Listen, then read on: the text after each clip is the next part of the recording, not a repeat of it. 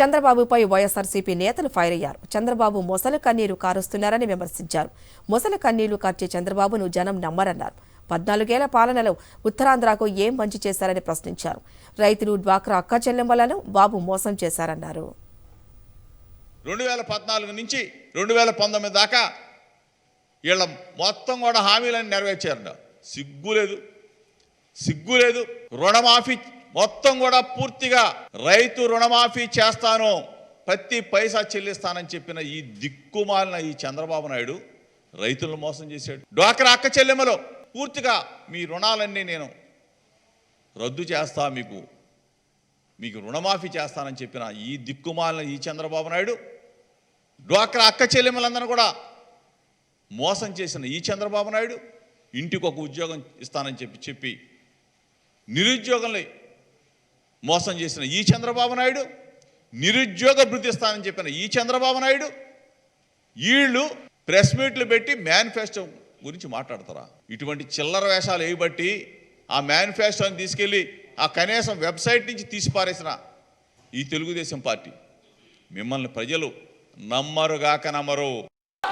నేను 14 ఏళ్ళు మీ కుటుంబాన్ని ఆదుకున్నాను, మీ గ్రామాన్ని అభివృద్ధి చేశాను, మీ నియోజకవర్గాన్ని అభివృద్ధి చేశాను.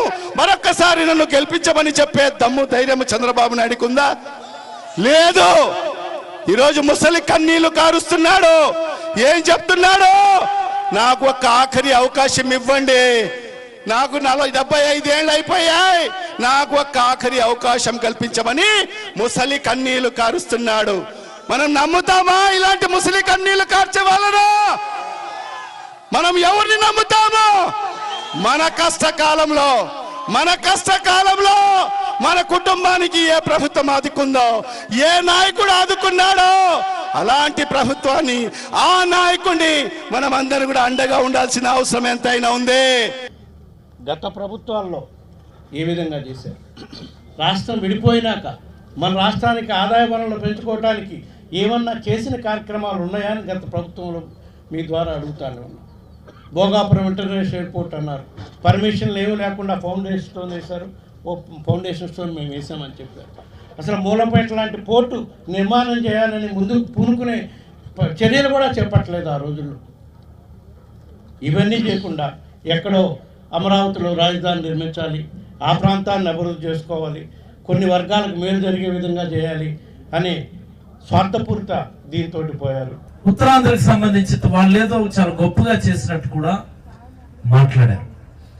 నేను ఈ సందర్భంగా అడుగుతా ఉన్నాను, అయ్యా చంద్రబాబు గారు, మీకు కానీ చేతనైతే, నిజంగా మీకు దమ్ముంటే, లేదా సిగ్గు లజ్జ ఉన్నా సరే, ఇదిగో మా నాన్న నిర్మించినటువంటి పోర్ట్ ఇది, ఇదిగో మా నాన్న కొబ్బరికాయ కొట్టినటువంటి హార్బర్ ఇది, మా నాన్నే ప్రారంభించినటువంటి పోర్ట్ ఇదని చెప్పి ఈ రాష్ట్రంలో ఉన్నటువంటి 980 కిలోమీటర్ల దూరంలో ఉన్న ఎక్కడికైనా వెళ్ళి ఒక చిన్న ఫోటో పెట్టమని ఈ సందర్భంగా నేనైతే ఛాలెంజ్ చేస్తా ఉన్నా.